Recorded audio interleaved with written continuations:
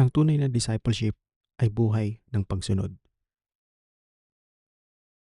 Shalom sa inyong lahat. Welcome sa unang bahagi ng ating discipleship series. Sa episode na ito, pag-uusapan natin kung ano ba talaga ang tunay na discipleship ayon sa kasulatan. Hindi lang ayon sa tradisyon ng tao, kundi ayon sa kanon at maging ilang lumang writing sa Apokripa na nagbibigay ng historical at spiritual insight. Maraming tao ngayon ang nagsasabing believer sila. Maraming nagsasabing kilala nila ang Diyos. Pero ayon kay Yeshaya, hindi sapat ang sabihin lang na Panginoon, Panginoon. Ang sinabi niya, "If you love me, keep my commandments."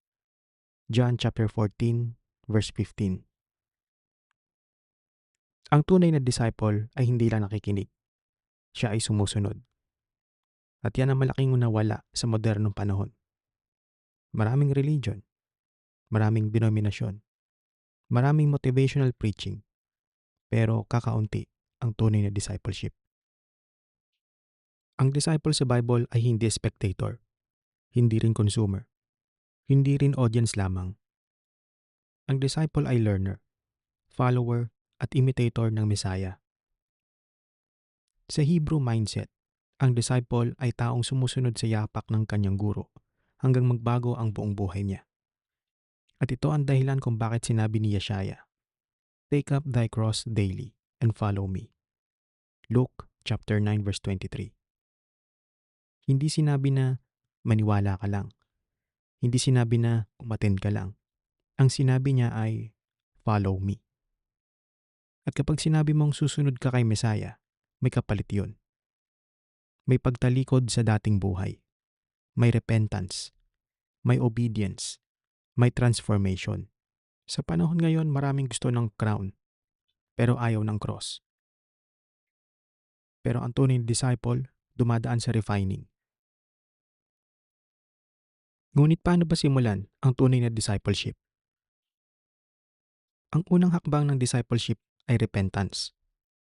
Hindi fake repentance. Hindi emotional moment lang. Ang tunay na repentance ay pagbabago ng direksyon mula sa kasalanan tungo sa pagsunod sa Diyos. Ayon sa 1 John chapter 3 verse 4, "Whosoever committed sin transgresseth also the law, for sin is the transgression of the law." Napakalinaw. Ang kasalanan ay paglabag sa kautusan ng Diyos. Kaya kung walang pagnanais na sumunod sa Diyos, paano magiging disipulo? Hindi ibig sabihin nito na perfect agad ang tao. Pero ang tunay na disciple ay may bagong puso na gustong sumunod. At ito rin ang tema maging sa Apokripa. Sa Sirach mababasa, "If thou desire wisdom, keep the commandments." Sirach chapter 1 verse 26. Napakalalim niyan. Ang wisdom pala ay konektado sa obedience. Hindi sapat ang knowledge lang. Hindi sapat ang memorization ng verses. Maraming may alam sa scripture pero walang fruit. Ang disciple ay dapat may transformation. Tignan natin ang discipleship noon versus ngayon. Noong panahon ng apostles, ang discipleship ay daily life. Kumakain sila ng sama-sama, nag-aaral ng sama-sama, nagbabahagi ng resources, nagpupuri sa bahay-bahay. Hindi event-centered ang faith noon. Hindi building-centered. Ang focus noon ay body ministry. Ito ang makikita sa Book of Acts. At dito maraming believers ngayon ang kailangang mag-unlearn. Dahil maraming system ngayon ang nakadepende sa hierarchy, celebrity culture, at passive attendance. Pero ang pattern ni Messiah ay multiplication of disciples, hindi entertainment, hindi religious performance. Maging sa Didache, isang very early Christian writing outside the canon, makikita ang emphasis sa way of life versus way of death. Ang tunay na disciple na namumuhay araw-araw sa kabanalan, hindi lang tuwing gathering. Pag-usapan natin ang presyo ng discipleship. Hindi tinago ni Yeshaya ang hirap ng discipleship. Sinabi niya, "In the world, ye shall have tribulation." John chapter 16 verse 33. At sinabi rin, "The servant is not greater than his Lord." John chapter 15 verse 20. Kung ang Mesaya ay inuusig, aasahan din iyon ng disciples. Kaya huwag kang mabigla kapag may opposition. Minsan, family. Minsan, friends. Minsan, religion mismo.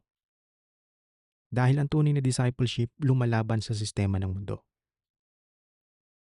Sa 2nd Esdras mababasa ang imagery ng narrow path. There is a city built, and the entrance thereof is narrow. 2nd Esdras chapter 7. Makitid ang daan ng buhay. Hindi ito popular road. Kaya maraming sumusuko kapag nahirapan na. Pero ang tunay na disciple nagpapatuloy. Ano naman ang goal ng discipleship? Ikaw, ano ba talaga ang goal? Hindi lang knowledge, hindi lang pagiging religious. Ang goal ay maging katulad ni Yeshaya. Ayon kay Paul sa Galatians chapter 4 verse 19, "Till Christ be formed in you." Yan ang tunay na discipleship. Hindi personality ng pastor, hindi loyalty sa denomination, hindi pagiging expert sa arguments, kundi ma-form si Yeshaya sa atin. Ang disciple unti-unting nagiging mapagkumbaba, obedient, may pagmamahal, merong holiness, may discernment, merong self-control. At higit sa lahat, may fear of God. Sa Book of Wisdom nakasulat, "For wisdom will not enter into a malicious soul." Wisdom of Solomon chapter 1 verse 4. Kaya hindi sapat ang intellectual knowledge. Kailangan ng malinis na puso. Ngayon, pag-usapan naman natin ang discipleship at ang remnant. Sa bawat generation, may remnant ang Diyos. Hindi lahat ng nasa religion ay tunay na disciples. Hindi lahat ng nagsasabing believer ay sumusunod talaga. Sinabi ni Yeshaya, "Many are called, but few are chosen." Matthew chapter 22 verse 14. Ang remnant ay yung handang sumunod kahit minority sila. Sa mga huling araw, lalong magiging mahalaga ang tunay na discipleship dahil dadami ang deception. Maging sa First Enoch, mababasa ang corruption ng mundo at paglayo ng tao sa righteousness. Kaya kailangan ng discernment. Hindi lahat ng spiritual sounding ay galing sa Diyos. Subukan ang lahat sa pamamagitan ng kasulatan. Sa ating closing reflection, mga kapatid, ang discipleship ay hindi weekend hobby. Ito ay lifestyle. Ito ay covenant walk.